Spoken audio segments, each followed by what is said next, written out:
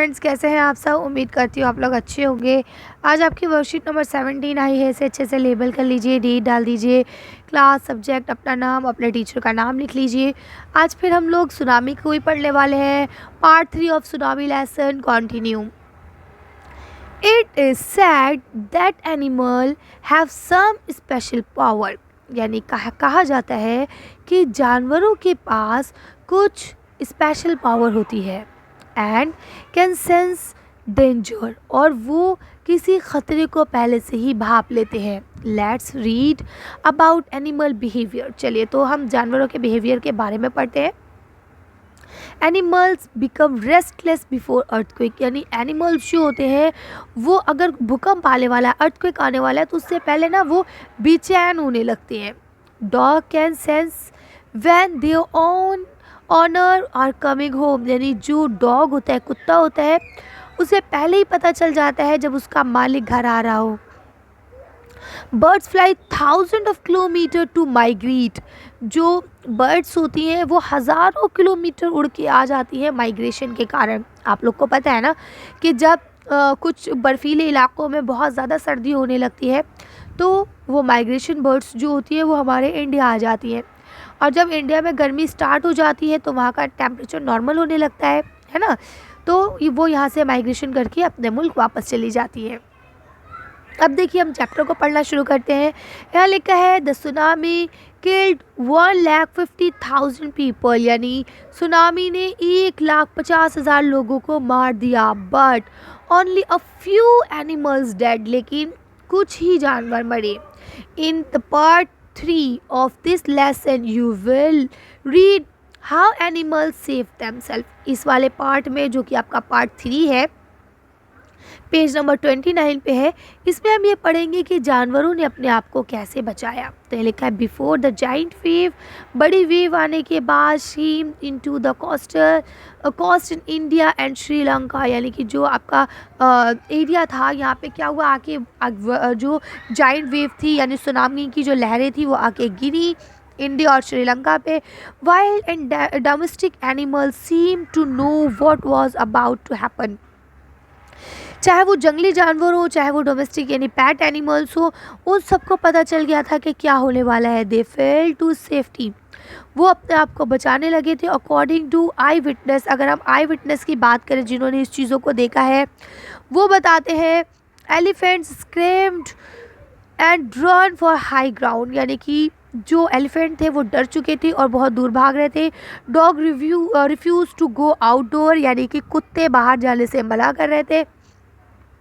Flamingos abandons their low laying breedings areas। यानी कि जो फ्लैमिंगोज थे वो नीचे एरिया, जो निचला एरिया होता है, वहाँ से निकल गए थे।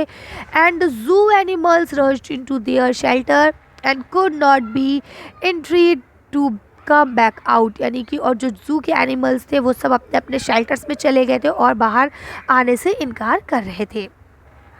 Many people believe that animals pose a six sense. यानी कि बोलते हैं, बहुत सारे लोग मानते हैं कि जानवरों के पास छठी हिस्स होती है ना, उनके सिक्स सेंस होते हैं। Know when the earth is going to shake. यानी जैसे ही ये पता चलता है कि पृथ्वी हिलने वाली है, वाइब्रेट होने वाली है।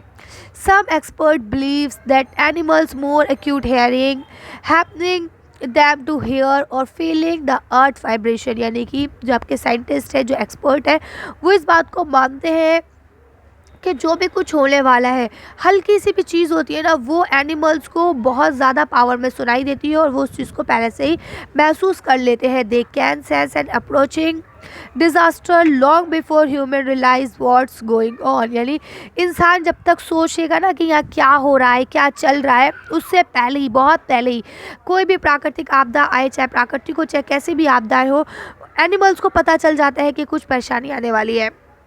और ये रियलिटी है, पता है आपको। अगर कोई मुसीबत आने वाली होती है तो आप देखेंगे डॉग्स ना रात में रोना शुरू कर देंगे, है ना। और ऐसा तभी होता है जब कोई प्रॉब्लम होती है और वो अपने एरिया में प्रॉब्लम्स को जान लेते हैं कि ये प्रॉब्लम आने वाली है, और तभी वो रोएगी, आपको दिखेगी रोते हुए, बाकायदा आपको आवाज़ें सुनाई देगी डॉग्स के रोने की। ठीक है।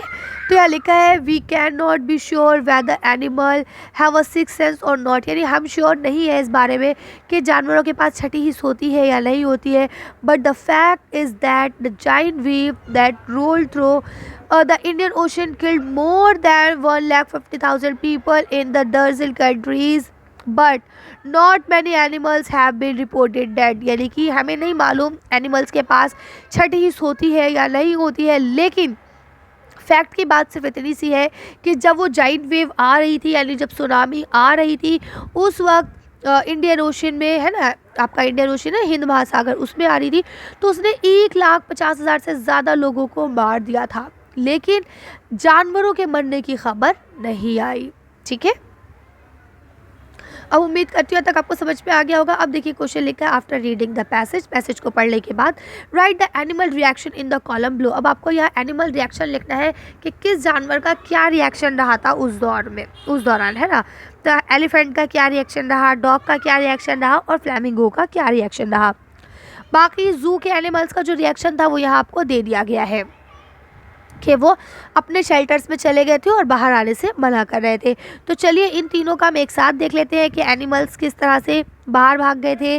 डॉग ने बाहर जाने से मना कर दिया था और फ्लैमिंगोज जो है वो हाई एरियाज़ में चली गई थी। चलिए इसका आंसर देखते हैं।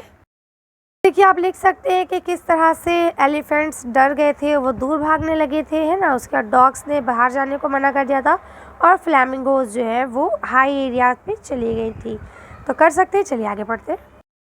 देखिए आपको नेक्स्ट क्वेश्चन लिखा है now answer the following question by choosing the correct option. Correct option चुन के आपको देना है। तो नंबर 1 लिखा है द जाइंट वेव कॉल्ड, तो क्या आ जाएगा सुनामी, है ना। Another world in the passage that mean shake, तो क्या आ जाएगा वाइब्रेशन। ठीक है, इसके बाद लिखा है very few animals died in the tsunami because, तो आप यहाँ लिखेंगे दे कैन हियर और फील द अर्थ वाइब्रेशन। ठीक है, कर लेंगे। चलिए तो आज की वर्कशीट को हम यही ख़त्म करते हैं। आज की वीडियो में बस इतना ही। अगर आपका वीडियो पसंद आई हो तो प्लीज़ इसे लाइक और शेयर करें। अगर अभी तक आपने मेरे चैनल को सब्सक्राइब नहीं किया तो प्लीज़ मेरे चैनल को सब्सक्राइब करें। Thank you for watching.